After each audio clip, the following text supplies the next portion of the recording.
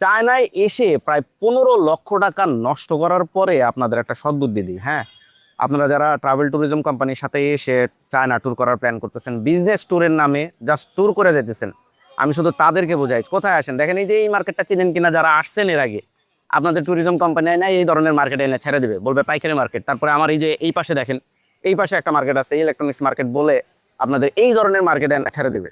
কিন্তু ভাই, এইভাবে এইভাবে ট্যুর করে এসে টাকা নষ্ট করার চেয়ে আমি আপনাদের একটা সৎ পরামর্শ দিই। হ্যাঁ, আপনি চায়না ট্যুর করার আগে একজন মানে প্রকৃত চায়নায় এসে যে ব্যবসা করে তার সাথে একটু বুদ্ধি পরামর্শ করবেন যে আসলে চায়নায় এসে ব্যবসা করতে হয় কোথায়, কোথায় যাইতে হয়।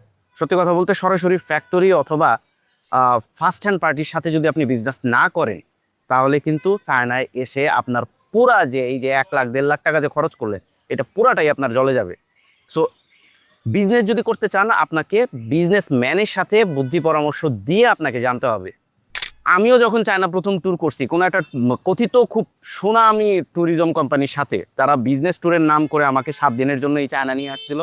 আনার পরে হয়তো এই যে এই গুয়াংজু শহরেই রাখছে, তারপরে এনে আমার পিছনের আমার সামনে যে মার্কেটটা দেখতেছেন এই মার্কেটে এনে ছেড়ে দিচ্ছে, বলছে এইখানে সকল ধরনের ইলেকট্রনিক পাইকারি মার্কেট পাবেন আপনি।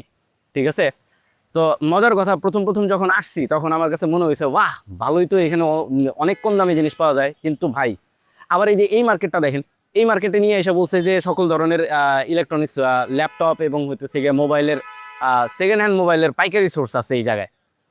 আমার কাছে প্রথম প্রথম মনে হয়েছে যে বাহ, আমি বোধহয় শিখে গেলাম বিজনেস। তা আমি যখন ট্যুরিজম কোম্পানির সাথে আলাপ করলাম, ভাই মাল নিব কিভাবে, তারা কি করলো, আমার ডোর টু ডোর সার্ভিসের সাথে ধরায় দিল। তো ডোর টু ডোর সার্ভিস করতে যায় দেখলাম যেই লাউ সেই কদু, মাল আমার বাংলাদেশে নিয়ে যাওয়া পর্যন্ত যে কস্ট আসে, সেই কস্টে বাংলাদেশে অলরেডি প্রোডাক্ট পাওয়াই যায়। তো বিজনেসের লাল বাক্তি আমার ট্যুরই নষ্ট হলো। এরপরে আবার আসলাম, আবার চেষ্টা করলাম আশেপাশে কোথা থেকে কি করা যায় কিনা, কিন্তু শেষমেশ এসে আমি বুঝতে পারলাম যে গুয়াংজু থেকে কাজ হবে না, আমাকে মুভ করতে হবে হইতেছে গিয়ে ফ্যাক্টরির দিকে। আমাকে মুভ করতে হবে হইতেছে গিয়ে অ্যাকচুয়ালি আমি যে প্রোডাক্ট নিয়ে কাজ করি এইটা কোন জায়গায় ভালো পাওয়া যায়, কিংবা সব কিছু যদি আমি একসাথে করতে চাই, মানে একই জায়গার থেকে সোর্স করতে চাই, তাহলে আমাকে যাইতে হবে ইউতে। বাংলাদেশের যত ম্যাক্সিমাম আমি বলবো একেবারে 90 থেকে 95% পাইকারি সেলারগুলা তাদের প্রোডাক্ট নেয় হচ্ছে, কালেক্ট করে হচ্ছে ইউ থেকে।